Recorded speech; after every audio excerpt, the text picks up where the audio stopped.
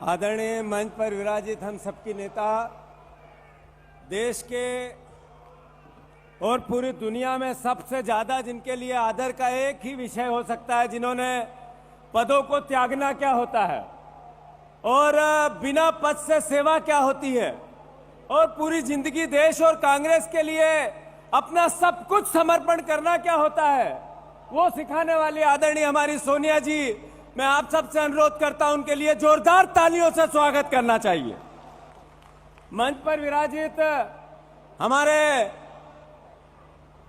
देश के राष्ट्रीय अध्यक्ष कांग्रेस पार्टी के खड़गे जी, आदरणीय हम सबके प्रेरणा के स्रोत और मेरे जैसे कई परिवार के साथियों को राजनीति में एक दिशा और दशा के साथ आदर्श के रूप में अपने आप को स्थापित करने वाले, जिन्होंने बताया देश को कि किस तरीके से एक अपने आप को समर्पण करके इतनी बड़ी यात्रा जो कभी आदरणीय शंकराचार्य जी ने की थी, कन्याकुमारी से कश्मीर तक पैदल ही पैदल, आदरणीय राहुल जी, उनके लिए जोरदार तालियों से उनका भी स्वागत होना चाहिए। साथियों, मंच पर विराजित सभी सम्मानित नेतागण, आदरणीय प्रियंका जी, आदरणीय वेणु जी, मैं आप सबसे अनुरोध करता हूं कि हमारे पास इतनी बड़ी विरासत है।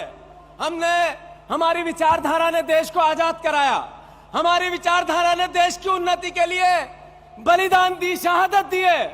हमने देश के लिए विपक्ष में रहकर भी देश सेवा की। हमारी इतनी बड़ी विरासत है।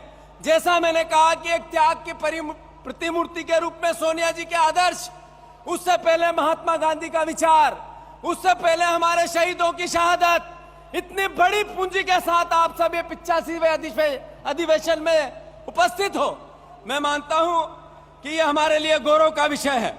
साथियों, जब रामायण काल में राजा दशरथ ने राम को कहा कि आपको वनवास जाना है, तो श्री राम राजा ही थे।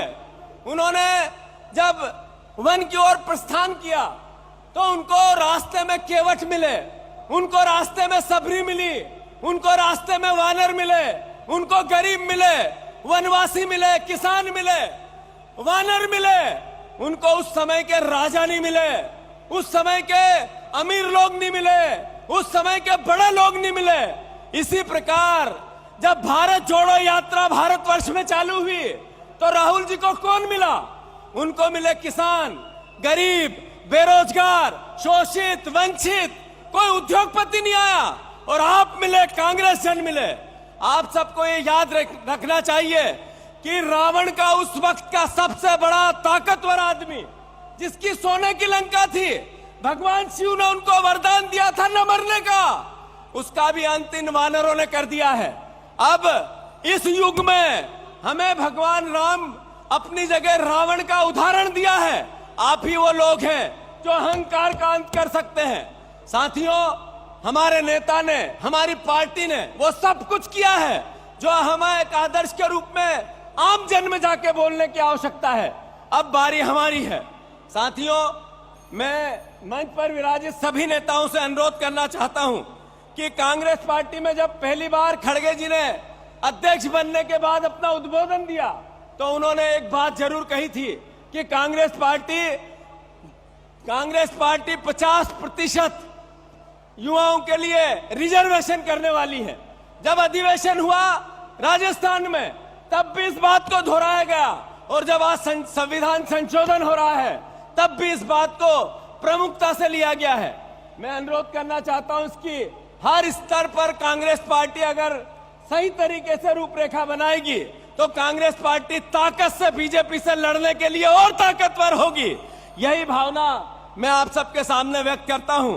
अंत में इतना जरूर कहना चाहता हूं, एक डरा हुआ राजा, एक डरी हुई मीडिया, एक डरा हुआ समाज और एक डरा हुआ न्याय कभी भी देश को अच्छी उन्नतिशील विचारधारा पर नहीं ले जा सकता है। अगर ये देश में चारों डरे हुए हैं, तभी तो छत्तीसगढ़ में ईडी का छापा हुआ, तभी पवन खेरा जी को प्लेन में से उतारा गया, तभी राहुल जी को ईडी में 16-16 घंटे बिठाया गया, सोनिया जी को बुलाया गया। तो एक डरा हुआ राजा इस देश में नहीं रहना चाहिए। यह संकल्प भी हम सब लेके जाएं। जय भारत, जय हिंद, धन्यवाद।